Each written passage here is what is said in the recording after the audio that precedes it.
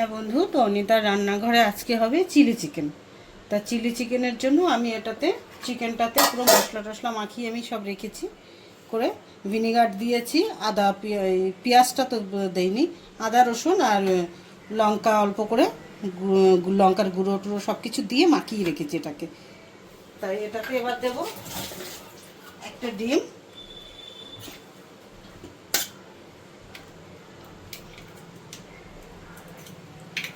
আর দিলাম পরিমাণ মতো দেব ময়দা। কর্নফ্লাওয়ারটা দিতে পারেন, কিন্তু কর্নফ্লাওয়ারটা বেশি দিলে কড়া হয়ে যাবে, চিলি চিকেনটা বেশি ভালো হবে না তাহলে। তাই এটাতে ময়দার ভাগটা একটু বেশি দেবেন। এবার এটাকে ভালো করে আমি মাখিয়ে নেব।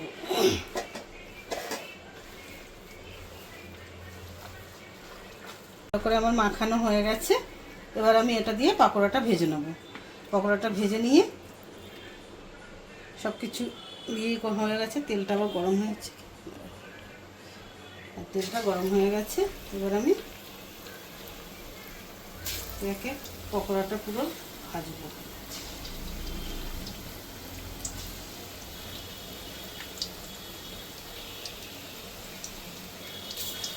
এটাকে মশলা দিয়ে যতক্ষণ আপনি করে রাখবেন ততই ভালো হয়। একদিন আগে দিয়ে রেখে দিতে বেশি ভালো হয়, পুরো মশলা টশলা মাখিয়ে।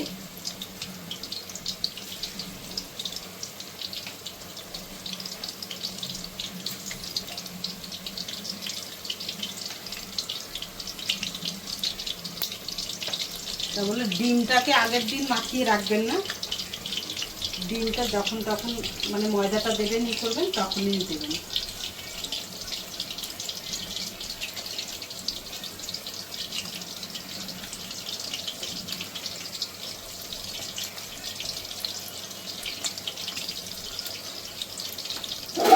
বন্ধু, পকোড়াটা আমি ভালো করে ভেজে নেব।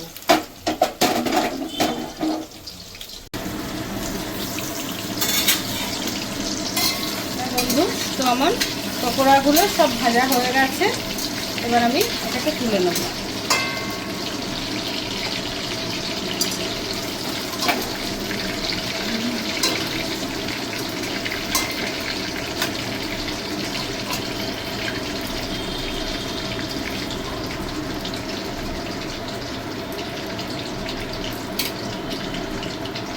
বন্ধু, এখানে আমার একে একে পকোড়াটা সব পুরোটাই ভাজা হয়ে গেছে। এবার আমি এখানে রেখে দিলাম। এবার তেলটা দেখি কতটা। তো বন্ধু, তেল আমার এতটা লাগবে না, আমি একটু ছোটো বাটিতে একটু তেল তুলে দেবো।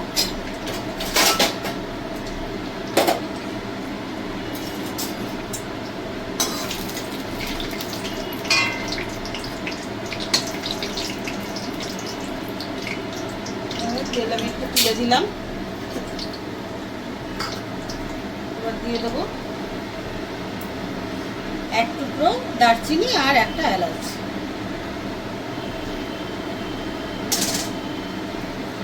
এবার আমি এই তেলটাতে দিয়ে দেবো ওই পেঁয়াজ কেটে রেখেছি আর ক্যাপসিকাম, এটাকে দেবো।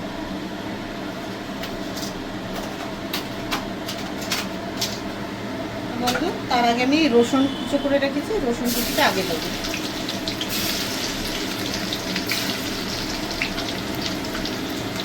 এবার দেবো আমি পেঁয়াজ আর ক্যাপসিকাম।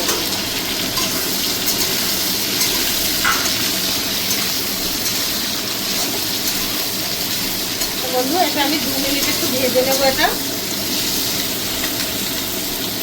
2 মিনিট আমি একটু এটা ভালো করে ভেজে নেবো।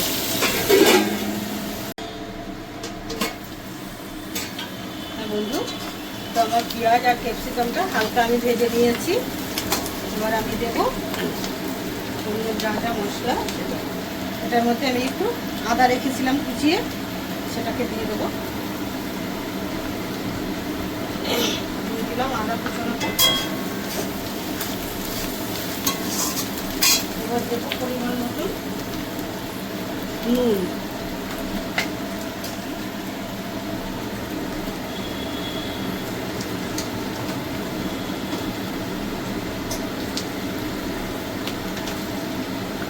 এবার দেবো গোলমরিচ।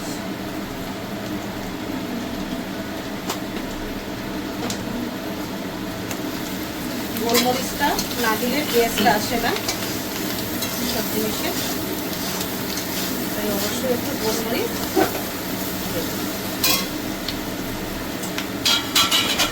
এবার দেবো এটা থেকে আমি একটু লঙ্কা দেবো।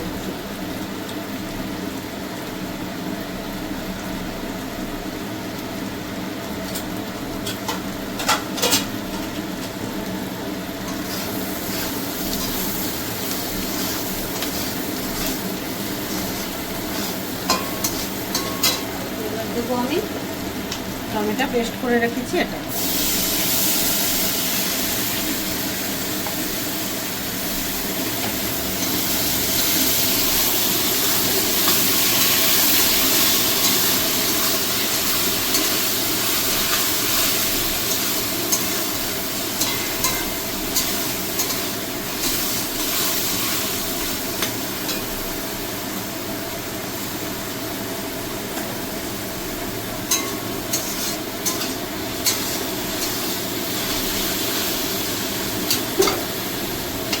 এগুলো কষানো আমার হয়েই গেছে।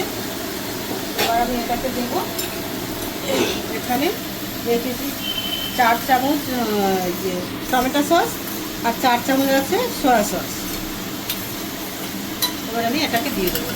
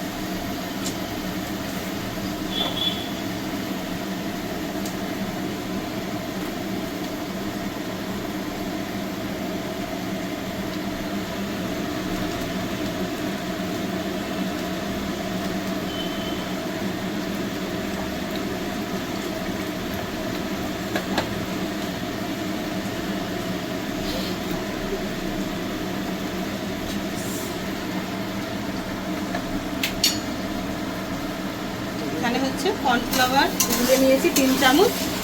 এই জলটাকে আমি এখানে দিয়ে দেবো।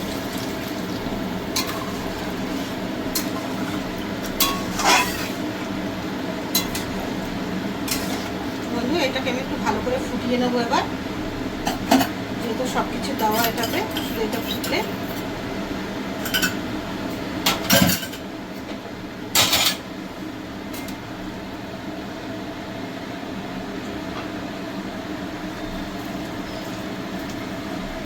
বন্ধু জলটা আপনারা বুঝে দেবেন, যতটা গ্রেভি রাখবেন সেই বুঝে জলটা দেবেন।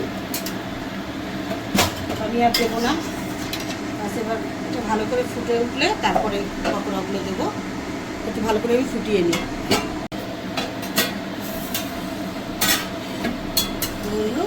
এই যে জলটা দিয়েছিলাম কর্নফ্লাওয়ার দিয়ে ভালো করে ফুটে গেছে। এবার আমি দিয়ে দেবো একটু সামান্য একটু গরম মশলা।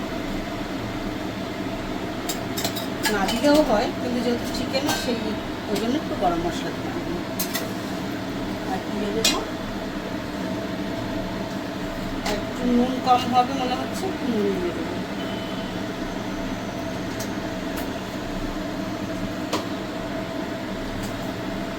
আর অবশ্যই যাই কিছু দেবেন একটু চিনিটা দেখে নেবেন, একটু মিষ্টি মিষ্টি ঝাল ঝাল না হলে ভালো লাগবে না।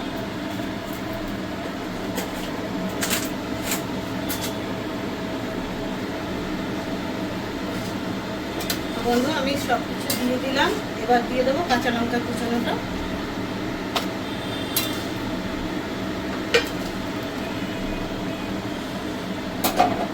এবার দিয়ে দেবো আমি পকোড়াগুলো।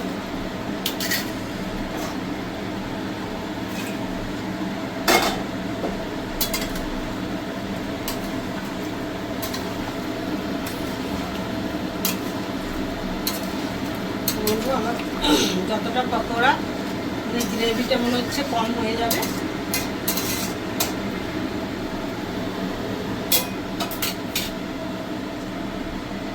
এর উপর থেকে দিয়ে দেবো একটুখানি পেঁয়াজ পাতা আর রসুন পাতা। এটা না দিলেও হয়, দিলাম ছিল যেহেতু তাই।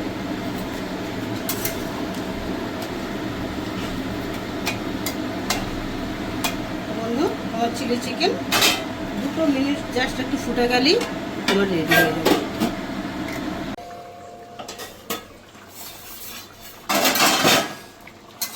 তো বন্ধু, আমার চিলি চিকেনটা রেডি। এবার আমি গ্যাসটা বন্ধ করে দেবো। আর অনেক সময় হয় চিলি চিকেনের কালারটা একটু কালচে ভাব হয়, সেটা সোয়া সসটা একটু বেশি দিলে হয়, বা ইটা টমেটো সসটা অনেকে বেশি বেশি দেয় বলে তাই। কিন্তু আমি তো ঘরোয়াভাবে করেছি, সেই জন্য আমি সব কিছু পরিমাণ মতো যতটুকু প্রয়োজন ততটাই আমি দিয়েছি, তার জন্য কালারটা এখন একটু লাল। তো গ্যাসটা আমি বন্ধ করে দিলাম।